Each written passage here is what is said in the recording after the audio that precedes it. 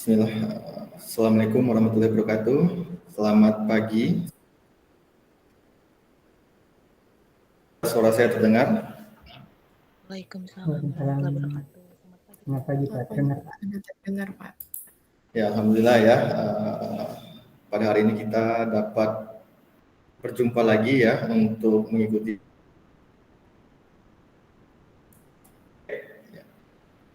Bagaimana kabarnya setelah libur panjang? Sehat semua? Alhamdulillah sehat Pak. Sehat semua ya. Alhamdulillah ya. Sudah fresh lagi ya untuk menerima pelajaran ya. Jadi di pertemuan pertama kita akan mengikuti kuliah pengantar ya untuk materi manajemen proyek. Adapun untuk identitas mata kuliah ya, di sini untuk program studinya adalah arsitektur, mata kuliahnya adalah manajemen proyek. Kemudian kode mata kuliahnya AR 4227, status mata kuliahnya itu ada 3 SKS ya. Dilaksanakan di hari Jumat, untuk pengajarnya adalah saya sendiri, Budi Dwi Satria, STMT. Ya. Kemudian untuk deskripsi singkat mata kuliah, jadi mata kuliah manajemen proyek ini akan memberikan pengetahuan kepada mahasiswa terkait dengan bagaimana skema proses dalam mengerjakan suatu proyek di lingkup arsitektural maupun konstruksi. Kemudian untuk manfaat mata kuliah, mahasiswa mendapat pengetahuan teoritis, teknis, sekaligus pengalaman dalam konsultan arsitektur. Kemudian memanajemen proyek struktural dan memanajemen proyek konstruksi. Untuk tujuannya itu memberi pengetahuan berkaitan dengan perencanaan, pengorganisasian, pengarahan, pengendalian pada sebuah proyek dalam bidang manajemen proyek konstruksi dan manajemen proyek arsitektur. Nah, di sini ada capaian pembelajaran mata kuliah di mana di akhir semester ataupun pada saat selesainya mata kuliah diharapkan setiap mahasiswa mampu mencapai capaian yang sudah ditetapkan pada mata kuliah manajemen proyek, yaitu CPMK 1 mahasiswa mampu menjelaskan manajemen proyek dalam bidang arsitektur dan konstruksi. CPMK 2 mahasiswa mampu membuat dokumen work breakdown structure atau WBS. Kemudian CPMK 3 mahasiswa mampu membuat rencana penjadwalan proyek. CPMK 4 mahasiswa mampu membuat rencana estimasi biaya proyek. CPMK 5 mahasiswa mampu membuat daftar identifikasi resiko. Ya, jadi ada 5 capaian pembelajaran mata kuliahnya. Nah, ini yang selanjutnya adalah rencana pembelajaran semester ya. Jadi ini daftar riwayat ya, materi yang akan disampaikan tiap minggunya ya, mulai dari awal pendahuluan sampai di akhir itu ada UAS ya. Tuh. Jadi sebelumnya untuk RPS dan juga SAP itu sudah saya bagikan di Google Classroom ya, dan segala instrumen perkuliahannya. Jadi nanti bisa dibaca sendiri oleh tiap mahasiswa ya. Begitupun juga dengan tata tertib juga sudah saya share terkait dengan presensi ya, ini ada ketentuannya yang harus kita ikuti ya. Kemudian terkait dengan ketidakhadiran juga ini yang harus kita ikuti ya. Nah ini apa yang boleh dan apa yang tidak. Nah ini terkait dengan pakaian yang rapi dan sopan ya. Dilarang menggunakan kaos ya, usahakan menggunakan kemeja, pakaian yang sopan ya seperti itu. Kemudian dilarang makan berat selama perkuliahan berlangsung ya. Kemudian perkuliahan harus tenang ya, tolong kerjasamanya. Kemudian harus izin melalui chat room apabila mau ke toilet seperti itu ya. Dan ini sudah saya share juga terkait dengan peraturannya. Nanti di akhir saya minta ketua kelas untuk menandatangani kontrak perkuliahannya. Oke, ini untuk penilaiannya ya. Ini ada beberapa poin ya, ada kehadiran 5%, keaktifan 5%, tugas individu 30%, tugas besar maaf di sini tugas besarnya 30%, tugas individu 10%, UTS 20%, UAS 20%, ya. Kategori penilaiannya ada di bawah ini ya, nilai A sampai nilai E. Nah, ini untuk bahan bacaan ya, bahan bacaan yang bisa di download ya, ataupun nanti dicari sendiri di toko buku ya, untuk mata kuliah manajemen proyek ya. Oke, apakah ada yang resen? Oh. Oke, saya lanjutkan. Oke, sampai di sini terkait dengan tata tertib ataupun deskripsi mata kuliah, ada yang kurang jelas ataupun ada yang ingin ditanyakan sejauh ini? Sudah jelas. Sudah jelas ya? Sudah jelas. Oke, jadi kita bisa lanjut untuk ke materi ya. Oke, jadi ada project management ataupun manajemen proyek ya. Jadi ini acuannya itu kita adalah PMBUK ya, Project Management Body of Knowledge. Ya, sebuah bundle pengetahuan ya, jadi kumpulan pengetahuan berkaitan dengan manajemen proyek ya.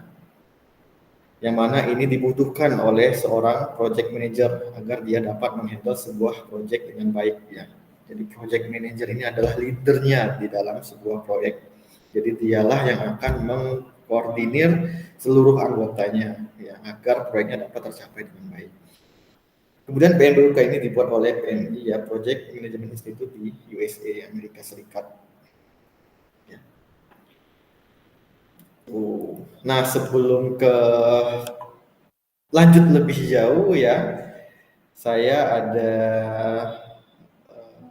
sedikit ya meminta masukan ya. Di sini saya sudah menyiapkan pertanyaan, bisa di join kan ke dalam webnya. Ini kita menggunakan Mentimeter ya, bisa join dengan kode 61539805. Di situ ada pertanyaannya terkait dengan apa itu manajemen ya. Jadi bisa untuk para peserta menuliskan apa yang ada di benaknya, apa yang ada di pikirannya terkait dengan manajemen. Silahkan. Banyak sekali ya. Oke, ini pendapatnya ya, tujuan bersama ya, memberikan arahan, mengkondisi, merencanakan, mengolah, mengatur, proses bekerja sama ya. Ya, ada anggaran belanja ya.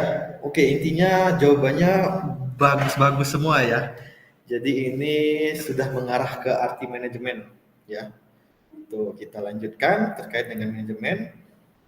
Ya. Nah, oke. Sebelum itu coba ada pertanyaan lagi ya. Nah, ini apa itu proyek?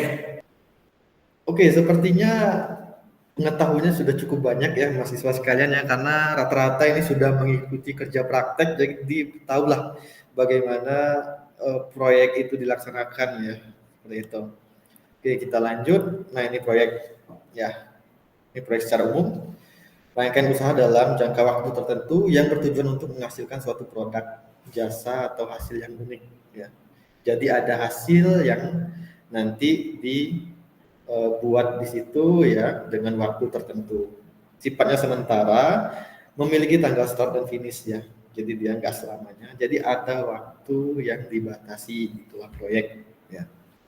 Sesuatu yang unik, mempunyai tujuan khusus, kemudian ada batasan anggaran dan sumber daya, kemudian dia terurai jelas di dalam WBS ya, tadi sesuai CPMK ada WBS ya. Nanti kita juga akan belajar membuat WBS. Kemudian penyampaiannya terukur dan dikuantifikasi jelas ya.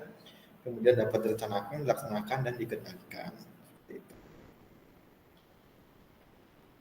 Nah, ini contoh proyek menurut PMBUK 2013, produk ya. Jadi komponen atau hasil akhir proyek. Kemudian kemampuan layanan dalam menyelesaikan produk itu ya. Jadi prosesnya nanti di situ ya. Kemudian hasil nih, manfaat ataupun dokumen gitu ya. nanti di akhir itu yang akan dihasilkan. Kemudian contoh umum, jasa itu juga bisa masuk ke dalam proyek seperti pengembangan suatu produk ya, membuat motor baru seperti itu ya, membuat desain mobil baru ya, membuat layanan bersih-bersih itu bisa masuk ya. Kemudian melakukan suatu perubahan di dalam organisasi itu juga suatu proyek karena ada waktu yang dibatasi. Mengembangkan sistem informasi ya, kemudian membangun suatu bangunan, kemudian melakukan implementasi pada suatu bisnis baru. Nah, ini contoh proyek ya yang saya yakin rekan-rekan sekalian tahu ya, teman-teman sekalian, seperti membangun jembatan, Suramadu, membangun pabrik, ya, menyusun laporan sistem informasi, mencari penangkal obat ya, seperti COVID kemarin ya itu ya masuk ke proyek kayak itu. Gimana? Yang COVID kemarin gimana? Pengalaman-pengalaman teman-teman sekalian terkait dengan COVID kemarin. Ada proyeknya nggak di situ? Penciumannya sekarang jadi berubah, Pak. Itu ya? Iya. Jadi nyium bau durian sudah berbeda dari Sudah sebelumnya. berbeda ya. Iya ya, tapi setidaknya sudah berakhir lah ya, walaupun isu-isunya bakal ada lagi ya. Itu ya. Oke.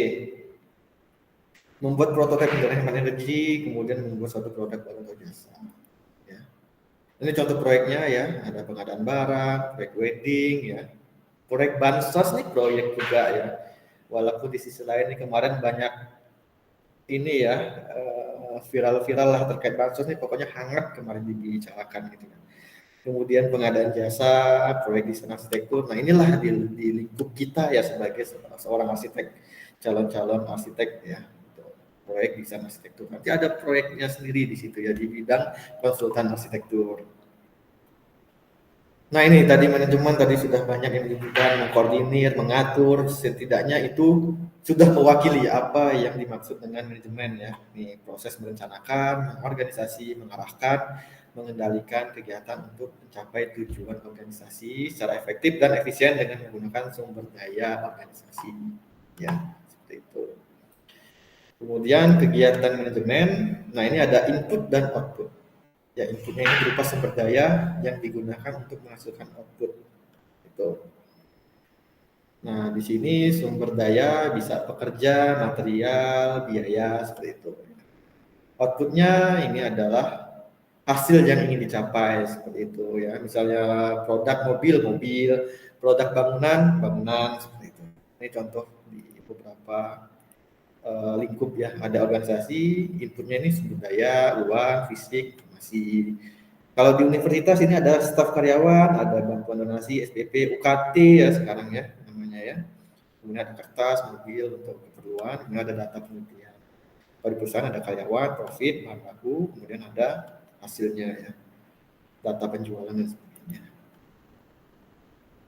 Nah ini proyek itu diciptakan ya sebagai suatu strategi untuk pemilik proyek ya memenuhi misinya ya. Jadi kita membantu owner ya, misalnya kita adalah stakeholder yang terlibat di situ, kita membantu seorang owner untuk memenuhi misinya ya. Itu apa yang dia harapkan, apa yang dia inginkan. Menjadi yang ini ya, lebih efisien, lebih cepat, lebih murah, lebih baik. Kemudian tidak boleh salah ya. Terkait dengan tidak boleh salah ini memang suatu keharusan sih, tapi ya kadang ada saja ya error-error di dalam suatu proyek dan nanti di situ ada analisisnya sebenarnya ya, ada pengendalian bagaimana mengurangi dampak risiko ataupun hal-hal yang dianggap merugikan. Itu ada nanti analisis ataupun manajemen risikonya ada. Nah ini informasi dasar dari proyek ini. Apa yang dibangun ini harus tertuang pada dokumen, kemudian biayanya berapa lama membangunnya, ini waktu, terkait dengan waktu, bagaimana penjadwalannya, kemudian ada kualitas di situ, bagaimana material, alat, ya, pekerja juga ya, bagaimana pekerja-pekerja yang telah memiliki sertifikat keahlian itu juga mempengaruhi, kemudian ada terkait dengan pengendalian risiko. Ini bisa menjadi intinya ya, biaya, mutu, waktu, lingkungan. Gitu. Nah, di sini ada hal-hal yang mempengaruhi keberhasilan suatu proyek. Ada sumber daya, waktu, ya, kemudian ruang lingkupnya itu sesuai dengan apa yang direncanakan, biaya menentukan, kemudian pengendalian risiko juga, kualitas juga menentukan. Ya. Oke, jadi itulah. Sampai di sini ada yang mau tanyakan. Nanti kalau di sela-sela saya menjelaskan, kalau ada yang ingin bertanya, silahkan ya. Ya, silahkan bagi yang mau bertanya. Silahkan. Nanti ya di sela-sela saya menerangkan, kalau ada yang ingin bertanya, silahkan ditanyakan saja ya. Seperti itu. Sampai di sini ada yang mau tanyakan? Oke, Fikri Adnan mengangkat tangan. Silahkan, Fikri Adnan. Ya, izin bertanya Pak, tadi saya lihat terkait di yang ada di materi, berarti untuk contohnya di Indonesia untuk sumber daya yang tidak ada sertifikat itu sangat berpengaruh terhadap manajemen proyek sendiri ya Pak?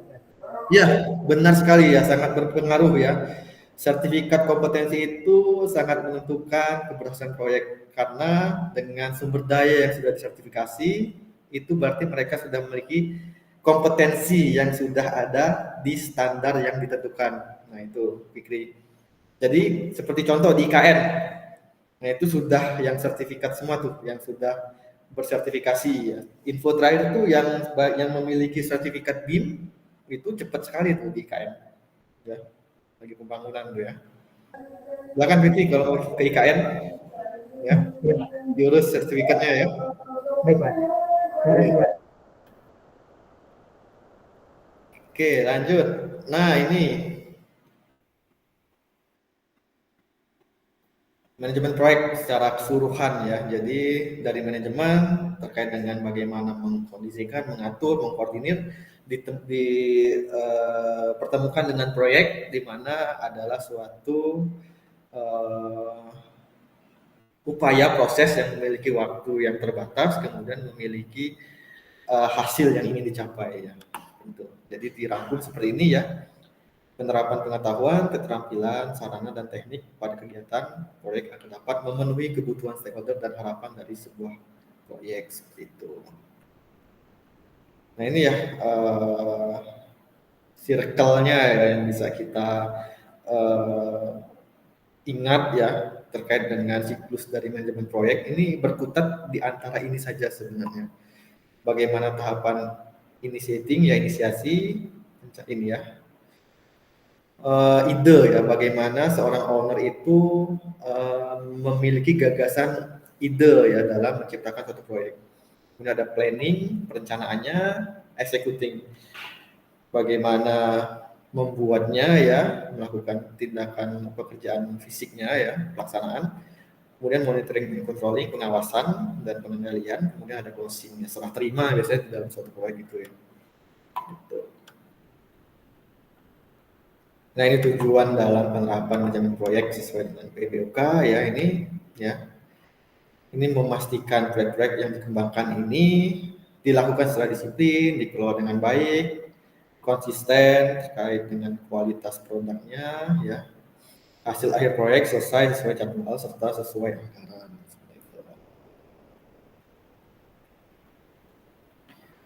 Nah, kalau pada proyek misalnya si ownernya memiliki duitnya sedikit, bisa nggak proyeknya jalan? Bisa, Pak. Bisa ya? Ya, bisa ya, walaupun sedikit tapi ada ya. Iya, Pak. Bisa, Kadang tapi ada.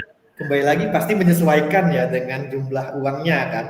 Terkait dengan bagaimana kontraktornya, kualitasnya ya, gitu. Nanti produknya juga menyesuaikan ikut ya. Menyesuaikan dengan budgetnya. Terima kasih Abdul Ghani ya. Oke. Oke, kemudian di sini mengapa diperlukan manajemen proyek? Karena kebiasaan dalam respon tugas yang diberikan ini melibatkan interpretasi dari berbagai profesi keahlian ya. Jadi di dalam proyek itu banyak sekali pemangku-pemangku kepentingan ataupun stakeholder yang terlibat. Contohnya ada owner, ada arsitek sebagai perencana, ada kontraktor, ada MK, manajemen eh, konstruksi ya, untuk nanti bagaimana metode pelaksanaannya, ada pengawas ya gitu. Ada supplier barang, material, pekerja juga ya, pekerja bangunan ya. Loyalitas juga ya, loyalitas yang menentukan keberhasilan ataupun kualitas suatu proyek. Kemudian melihat proyek dari posisi yang sangat berbeda seperti itu ya. Jadi di dalam kita manajemen pasti ada tekniknya ya, metodenya dalam memanajemen ya. Oke, ada yang raise hand sepertinya. Abdul Ghani ya, silahkan Abdul Ghani. Pak izin bertanya, kan stakeholder itu umumnya kan ada owner dan manajer ya Pak. Berarti ketika owner itu menyerahkan kepada manajer itu, yang bertanggung jawab sepenuhnya atas proyek itu manajer ya Pak? Untuk Ya. Kalau owner sudah menyerahkan ke manajer, itu nanti tanggung jawabnya sudah berpindah ke manajer. Project manager biasanya. Dialah nanti yang akan bertanggung jawab untuk tahapan pelaksanaannya, Abdul Ghani. Kembali lagi. Ya, tahapan pelaksanaannya ya. Kembali lagi, kalau misalnya si ownernya butuh arsitek, ya nanti arsiteknya bertanggung jawab di tahapan perencanaannya, desainnya gitu. Nanti gambar yang sudah jadi yang dibuat oleh arsitek itu diteruskan untuk dibangun kan. Itu butuh kontraktor ya. Biasanya kontraktor itu memiliki project manager ya untuk pelaksanaan seperti itu. Itu nanti tanggung jawabnya di PM memang. Ada bangunannya yang miring-miring ya, yang kolomnya bolong-bolong. Nah ini nanti project manajernya nanti ya. Gitu. Terima kasih Pak. Siap dengan ini. Oke, nah ini ada gambar ya. Itu. Di sini ada yang bisa menjelaskan nggak rangkuman saja secara singkat dari gambar ini ya, gitu. Ada yang bisa berpendapat secara singkat saja rangkuman dari gambar ini? Ada nggak nih? Ini ada keterangannya ya. Ada pohon tapi sudut pandangnya beda-beda semua nih. Ya. Sudut pandang tiap stakeholder ya, beda-beda semua. Nah ini. Ada yang bisa berpendapat nggak? Izin menjawab Pak. Oke, Fikri Adnan ya? Iya Pak. Yes. Saya izin menjawab. Kalau dari sudut pandang saya melihat dari gambar-gambar ini, itu bagaimana manajemen proyek itu memandang suatu hal. Contohnya aja yang ada di gambar ini, bagaimana dia memanfaatkan lingkungan seperti pohonnya, terus tangga, bagaimana dia mendesain tangga, bagaimana dia memikirkan berjalannya proyek ke depannya. Ya, terima kasih ya pikiran ya. Jadi ya pendapatnya ya tadi pendapat dari pikiran. Oke, terima kasih. Jadi ini ya di dalam proyek ini setiap stakeholder memiliki sudut pandang yang berbeda, makanya nanti harus dikoordinasikan dengan baik supaya proyeknya dapat berjalan dengan baik sesuai dengan tujuan dari owner ya. Gitu. Jadi tidak salah langkah, saling berkoordinasi. Gitu. Terima kasih pikiran. Oke, lanjut. Nah ini ya apa yang terjadi bila manajemen proyek tidak diterapkan. Ini ada beberapa akibatnya. Waktunya nggak karuan ya, tidak tercapai ya. Pekerjaan harus diulang, kemudian budgetnya tidak sesuai yang direncanakan, kemajuan proyek tidak jelas, adanya konflik sana sini ya karena tidak diatur dengan baik di dalam internalnya, kompetensi yang kurang dari anggota tim proyek itu karena tadi asal rekrut tidak melihat riwayatnya apakah si staff tadi memiliki sertifikat kompetensi dan sebagainya. Kemudian perubahan ikut proyek yang terus-menerus gitu ya. Jadi ada aja ya hal-hal yang bertabrakan di dalam proyek itu kalau tidak diatur dengan baik, di manajemen dengan baik. Oke.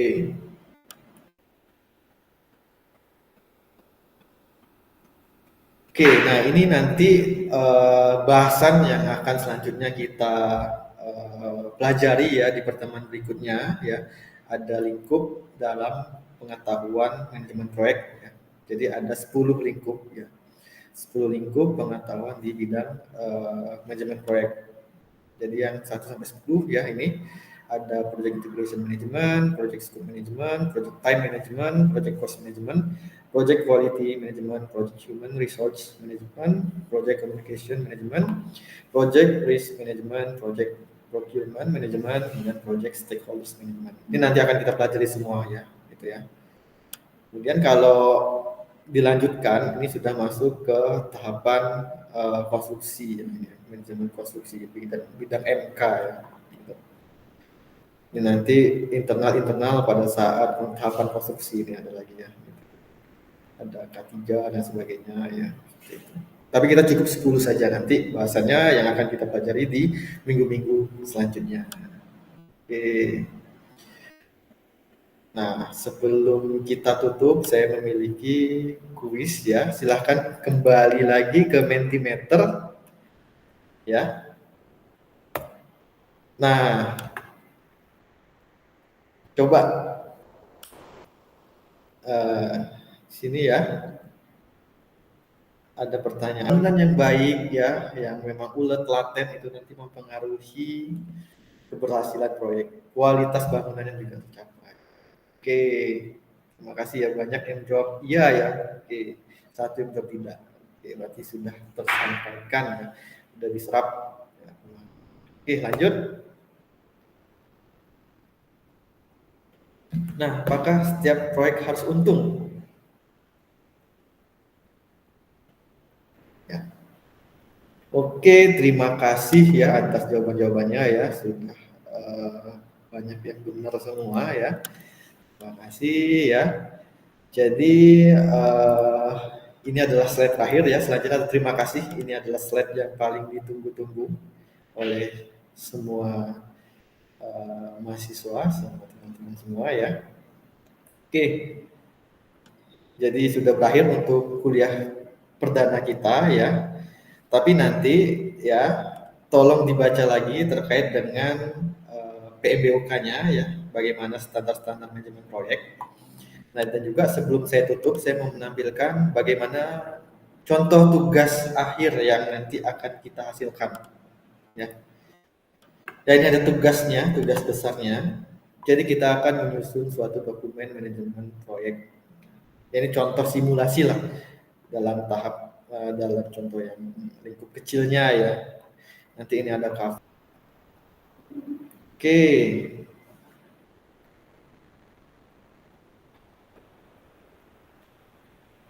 Sampai di sini ada yang mau disampaikan, ada yang mau ditanyakan terkait dengan perkuliahan manajemen proyek sebelum kita tutup? Izin bertanya Pak. Ya, silakan Abdul Ghani. Apakah materinya nanti akan dibagikan? Ya, ada bagaimana Abdul Ghani? Untuk materinya apakah akan dibagikan? Oh ya, nanti untuk materinya akan dibagikan di Google Classroom ya, akan saya share untuk materinya ya. Nanti untuk teman-teman semua nanti silakan untuk pengayaan ya, silakan baca berbagai paper terkait dengan manajemen proyek ya, itu untuk mendapatkan wawasan yang lebih lagi untuk pertemuan berikutnya ya, seperti itu. Oke, terima kasih ya untuk hari ini ya, mata kuliah manajemen proyek sudah berakhir ya. Terima kasih atas kehadirannya. Sampai ketemu lagi minggu depan ya. Semoga sehat selalu ya. Terima kasih atas kehadirannya. Saya akhiri. Selamat pagi. Wassalamualaikum warahmatullahi wabarakatuh. Waalaikumsalam. Waalaikumsalam.